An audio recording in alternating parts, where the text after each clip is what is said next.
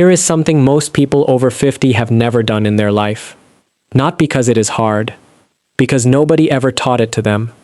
There are two exercises, both done flat on your back in your bed, that train the two different parts of your core that crunches, planks, and walking never fully reach. The upper portion that braces your trunk, and the deep portion that holds everything steady while the rest of your body moves. They take less than 10 minutes. They feel like almost nothing, and that is exactly why they work when everything else has stopped working. Stay right here. The first one starts in 30 seconds. If your core has been getting weaker and softer and nobody has given you something you can actually do from your bed, this channel was built for you. Hit subscribe, hit the bell. Let's start. Exercise 1. Pelvic Curl Crunch. The Pelvic Curl Crunch trains the upper portion of your abdominal wall through the exact small range of motion that is safe, controlled, and genuinely effective, without compressing your spine or yanking on your neck. What you need: your bed, your own body weight, nothing else. Let's set this up properly before you do a single rep. The setup is half the exercise. Lie flat on your back in the middle of your bed. Feet flat on the mattress, about hip-width apart. Arms resting at your sides, not behind your head yet. Take a breath in. Let your belly expand naturally. Now, as you breathe out, gently tighten your abdominal muscles. Not a forceful suck-in. A slow, deliberate contraction, like you are preparing for someone to poke you lightly in the belly. That gentle tightening is your core switching on. Hold that contraction. Keep it through the entire movement.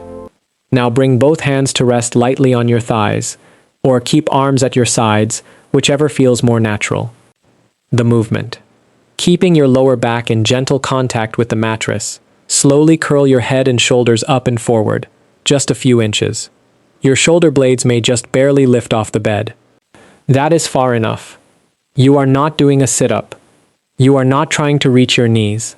You are making a small, deliberate curl of the upper trunk, like the top of a wave beginning to fold. Hold that curled position for 2 full seconds. Then, slowly lower your head and shoulders back down. Take 3 full seconds to lower. Do not drop. That is 1 rep. Do 8 reps. Rest for 20 seconds. Do 2 more sets. Now let's talk about what you should feel, and what it means if you do not. Where you should feel it. A genuine working tension across the front of your upper abdomen, roughly from the bottom of your ribs down toward your belly button. Not your neck, not your lower back. Your abdomen. A mild burning by rep 6 or 7 means the right muscles are carrying the load. If your neck is doing the work, this is the most common problem, and it happens when the head leads the movement instead of the abdomen. Here is the fix.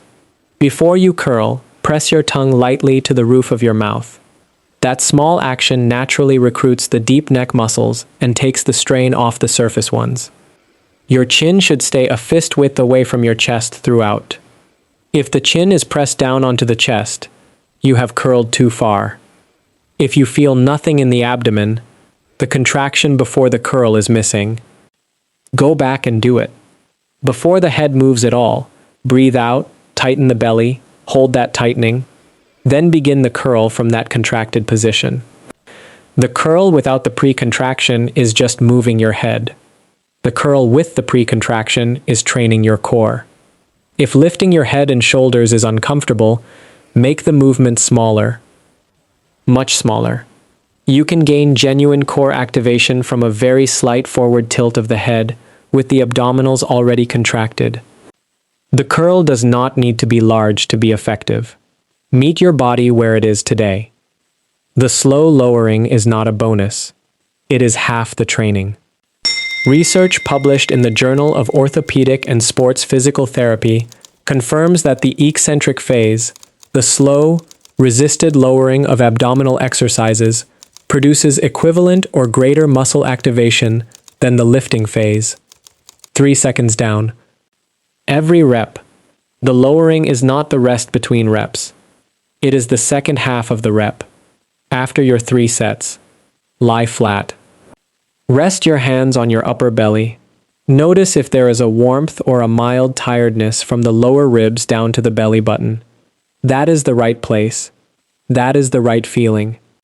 If you just felt your upper abs doing something they had forgotten, you need to be here every single week. Hit subscribe. Hit the bell. The second exercise goes somewhere the first one cannot. And most people find it much harder than it looks. Exercise 2. Heel slides. Heel slides train the deep core, the muscles that hold your trunk completely still while something else in your body is moving. This is the type of core strength that protects your lower back during everyday life. Not just during exercise. During everything. The setup. Same starting position. Flat on your back. Knees bent. Feet flat on the mattress. Before you move your leg, engage your deep core. Press your lower back very gently into the mattress. Not a forceful push. Just a light, deliberate press that closes the small gap between your spine and the bed. Feel that press. Hold it. That pressed lower back is your signal that the deep core is on. If the lower back lifts during the exercise, the deep core has disengaged. The press must stay throughout every single rep. The movement. Slowly slide your right heel away from you along the mattress, letting the right leg gradually straighten. Move slowly. Take 3 to 4 full seconds to slide out. You are not trying to reach as far as possible. You are trying to keep your lower back pressed against the mattress while the leg travels. The moment the lower back begins to lift, that is your stopping point. Bring the heel back. Slide the heel back toward the starting position, slowly, 3 to 4 seconds back. Then, do the same on the left side. Right out and back. Left out and back. That is 1 round. Do 10 rounds, 5 per side. Slow, deliberate. The torso must not move. Where you should feel it. The effort is in what does not move. Your lower back should feel gently pressed. Your abdomen should feel lightly engaged throughout. On the leg that is sliding, you will feel a mild working sensation in the front of the hip. All of those things together mean the deep core is doing its job. If your lower back lifts off the mattress, you are sliding too far. Come back 2 or 3 inches from where the back lifted. Hold there for a second. Slide back. Over days and weeks, the range where you can maintain the press will increase. This is measurable, real progress, even if it looks tiny. If you feel it in your hip but not your core, the lower back press is missing. Stop. Repress the lower back into the mattress, then slide from there. The press is the cue that switches the deep core on. Without it, the hip flexors take the load and the core stays passive. If one leg slides much further than the other before the back lifts, that asymmetry is useful information. The side that lifts sooner has a weaker core connection on that side.